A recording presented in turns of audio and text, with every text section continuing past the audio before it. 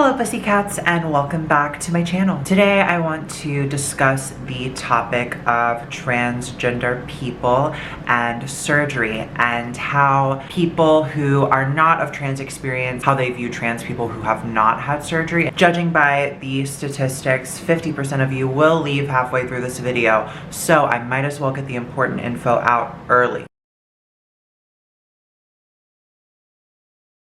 So now that I've been on Patreon for 3 months, I decided to sit down and look at what I thought about it, where it's wrong, where it's right, what I need to change, what I need to do.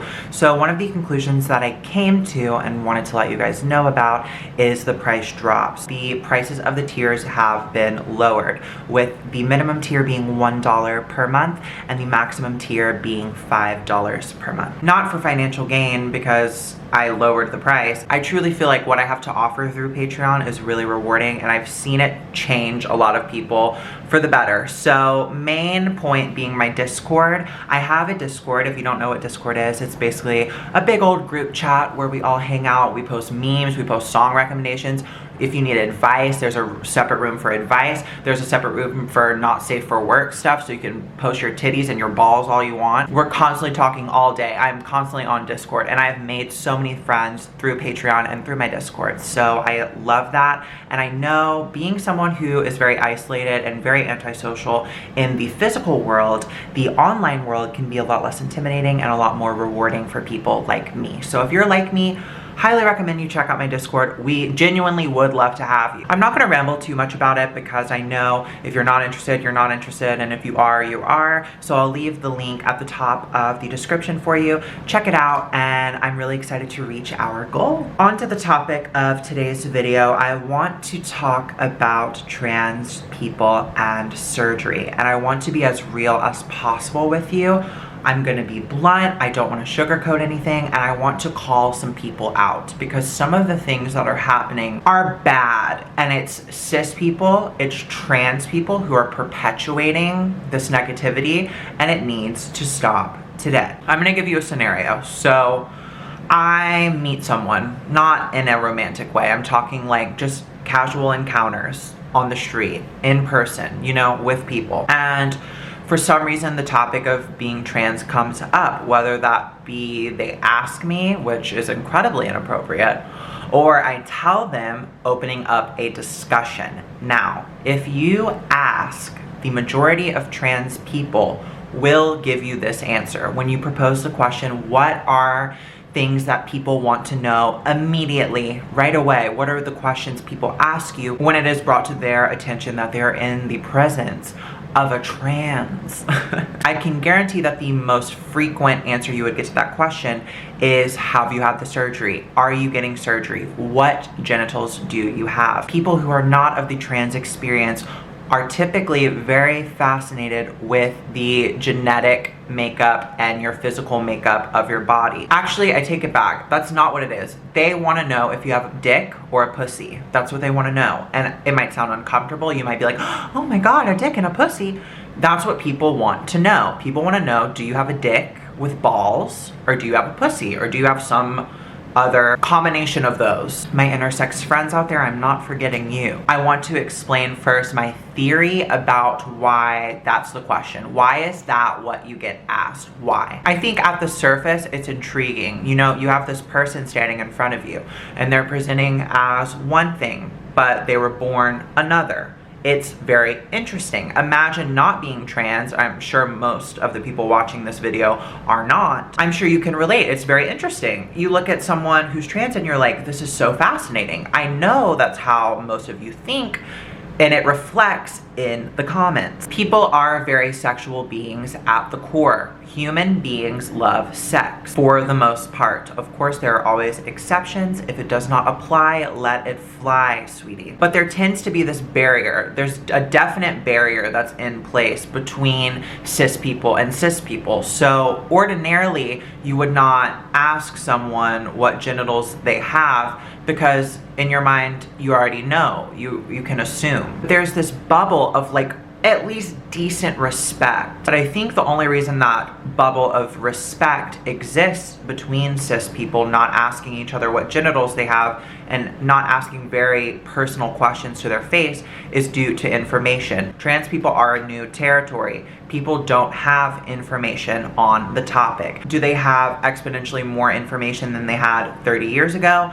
Absolutely. Do they have enough understanding at this point in time? Absolutely not. Humans are extremely driven by exploration. They want to understand things that they don't understand yet. And that drive for understanding and information can, in situations like we're talking about today with cis people asking trans people if they've had the surgery or what genitals they possess, that desire for information can, in that situation, override all forms of respect, common sense, and it can elicit this response of bravery. Like, I don't care, because I think the majority of those people have a feeling that maybe they shouldn't be asking that, but that drive, that like fascination and that mystery overrides all sorts of like human rules that we've created for each other. As a trans woman, I can tell you from personal experience that I have received this question primarily from men, and I bet if you asked trans men who they primarily received that question from, they would say from women. Say we have a man, okay, Joe Schmo, who is attracted to women. He's only ever been attracted to women. And when I say women, I mean born female. I can guarantee that when he's attracted to a female, he's not thinking about what genitals that she has, because that's already assumed. That's already a puzzle piece that's been put in. He's more focused on her aura and her vibe, if you will. I hate that word, but her vibe. Like, how she is, what she looks like, her characteristics. Does she have brown hair, blonde hair? Is she heavier? Is she thinner? Does she have big boobs? Does she have small boobs? People have preferences, and that is typically what draws people to be attracted. People do not typically put their preference of genitals at the forefront. That's not even in people's mind. People aren't even thinking about that. So when you pull a trans woman into the equation, so we've got our Joe Schmo, right? And now there's me. Joe Schmo can not know who I am, not know anything about me, see me in a coffee shop, and at the surface look at me and say, she is attractive. I am attracted to her. The reason men are attracted to trans women is because trans women typically look like women. Joe Schmo likes feminine aura. A trans woman possesses all of those traits most of the time. So at the core, he's attracted to you. He thinks you're beautiful. From my perspective, the question comes up as soon as the topic is brought to the table. If I tell someone, hi, I'm trans, I don't do that. It's the last thing I want to discuss with anyone. Let's say he approaches me and I give him that information. This is a very, very weird scenario, but just bear with me. As soon as a Joe Schmo who is attracted to a trans woman, not knowing that she's trans, is presented with the information that she is trans, there's almost a flip that switches, and they want to know what you have, because all they're hearing is that you used to be a boy. Does that make sense? They're not hearing, oh, well, this is how I felt since I was so young and it just felt right for me, or this is the only path that I could take because if I didn't take this path, I would ultimately end up removing myself from this planet. Very compelling arguments. That is out of the window, because we're going back to the core. We're going back to the core of sex and attraction, mystery, and wanting to know as much information as possible. So it's almost like a flip switches, and they have to ask you, because then it's going against everything that people believe. It's going against, well, how can I be attracted to someone with a penis? That doesn't make any sense. Am I homosexual? Am I bisexual? It brings up a lot of questions, because typically people are very insecure about their sexuality for the most part. We are getting to a point where people can be a lot more open-minded and a lot more explorative. Is that a word? I really hope so. If it's not, I'm so sorry, but explorative. So like they like to explore. It goes against everything that they've been taught. It goes against everything that they've been shown in the media. There's no representation of Joe Schmoes being attracted to trans women. And if there is, I can almost guarantee you that there's a connotation associated with that he is now magically gay or he's magically bisexual because he was attracted to someone with a penis. Well, I'll let you know something. No one is walking around with their vagines and peens out, okay? Unless you're in a nudist colony, which more power to you. I would love to be surrounded by balls all day. These feelings and these ideas and everything is getting challenged because you've just been presented with a situation that completely goes against everything you've been taught. Now, that was a little tangent. We're not focusing on men who are attracted to trans women. That is a completely different video. I'm talking about trans women. I'm talking about trans men. We are presented this question all the time. The reason I have such an issue with it is because, and I'm gonna say this, and some of you will immediately tune out because this is something that is said a lot, but my perspective on it is not the same perspective as other people who are making this statement. Gender is not determined by your genitals. If we're dismissing science, if we're putting science in a box and putting it to the side, we're putting chromosomes aside, we're putting physical bodies aside, and we're just looking at what's in front of us. We're just looking at life and how things look through these eyes, not through a computer, not through technology, which of course is amazing, but not for this. Science is brought into way too many social issues.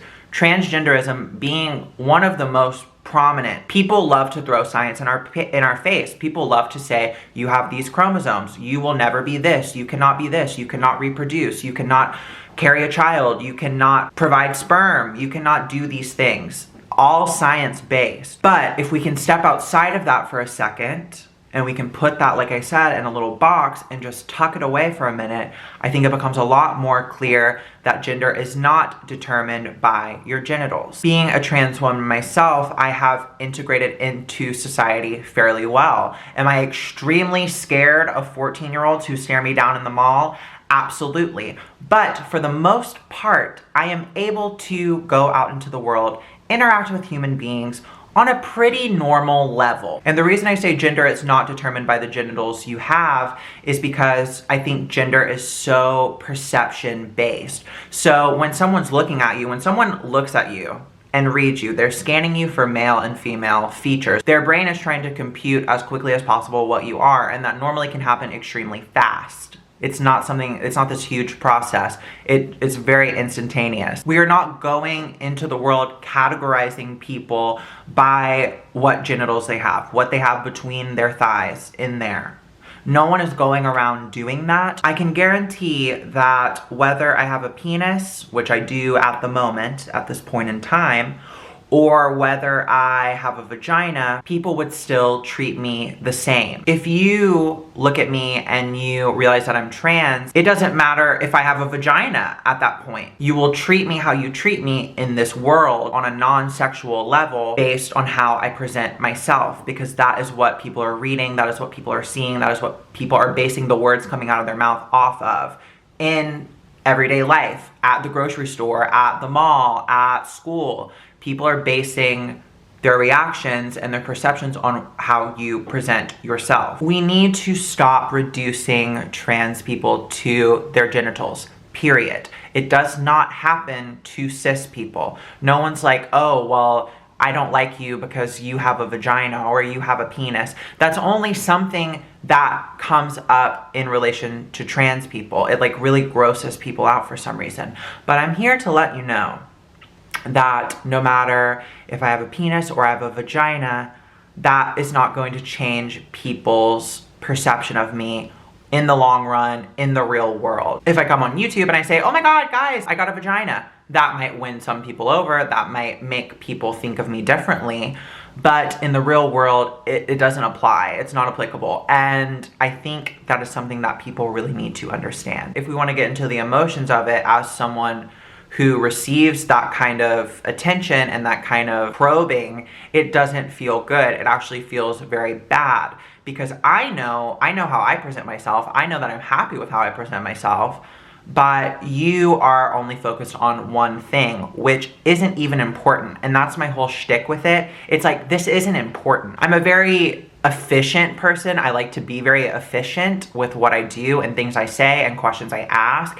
And it's not an efficient question. It does not matter in the long run, in the long haul. And I think any human being reduced to one part of their body or one aspect of their life feels bad. That is not a good feeling. That is a human reaction. That's not a trans reaction. No one wants to be singled out for a single part of their body, or no one wants to only be thought of as this one thing. It doesn't feel nice because everyone has many attributes and many things to bring to the table. I believe I've said everything I wanted to say.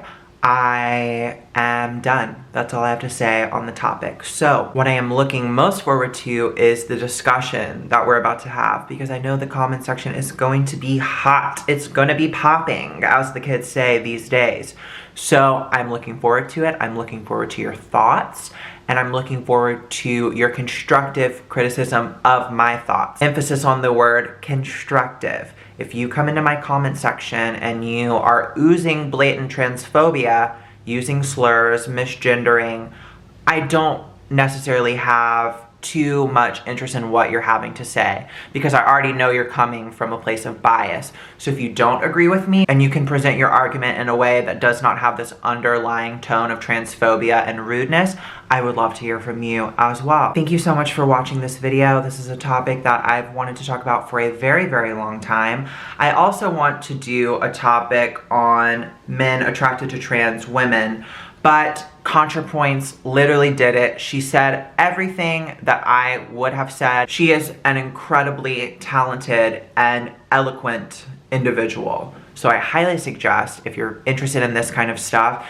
and you want to hear the debate of whether a man being attracted to a trans woman affects their sexuality or not, I would watch ContraPoints' video on the topic. It's titled "Are Traps Gay?" and it is very, very compelling. Don't let the title deter you. It's a very, very compelling video, so I highly suggest that you watch it. Now, if I can just have your attention for one more minute, give me one more minute, I'm gonna speed through this. Follow me on Twitch. I do a lot of live streaming as well as game streaming. I stream League of Legends. I have an amazing time. We have an amazing community on Twitch. Even better of a community on Discord. So check out my Patreon as well. It's growing, it's insane. The Discord is something that I'm so proud of. Not to mention I also have a private Instagram that has private photos, and I have a tier where you can get video credits. Oh my God. I swear, something just flew into my throat. I swear there's a ghoul. When I woke up this morning, there's a ghoul in the hallway, and I think it just stuck its dick in my throat. Oh, I'm crying. I like literally got gagged. Not to mention, I also have a tier where you can get video credits. So at the credits, at the end of every video, your name will appear, which I think is really cool. I think it's cool to give monetary support to a creator and then have yourself recognized, and knowing that your support is what helps keep them going. I've got other stuff too. I've got a regular Instagram, which is linked below. We're almost at 10,000, which I'm so excited about. We all know, and I always like to clarify, not for the numbers. I don't care how many followers I have. I want the swipe up feature. I want to be able to put stuff on my story that you can swipe up. I'm pissed, okay? Give me a break. Last but not least, if you liked this content and if you are not already subscribed, you can do so below. It would help me exponentially. So if you just feel like throwing one out, that's dope. Not gonna lie, I don't care if you sub and just never watch me again. On the other hand, if you enjoyed this video and you want to see more and you don't just want to help me for nothing, help yourself and subscribe. There's also a bell option next to the subscribe button. If you click the bell, you will be notified of every video. If you do not click the bell, you will not be notified of every video. Why is that an option? I don't know. Ask Susan, because I didn't set it up like that. I am just the messenger. I am not the creator. Thank you guys so much for giving me your attention on a topic that I'm really, really passionate about. I hope you enjoyed it. I hope it enlightened you. I love you guys so much, and I will see you in my next video. Bye. I love you so much. Bye. Oh my God, I blew a booger out with that one. Oh God. At least I still look cute. not bad. Bye.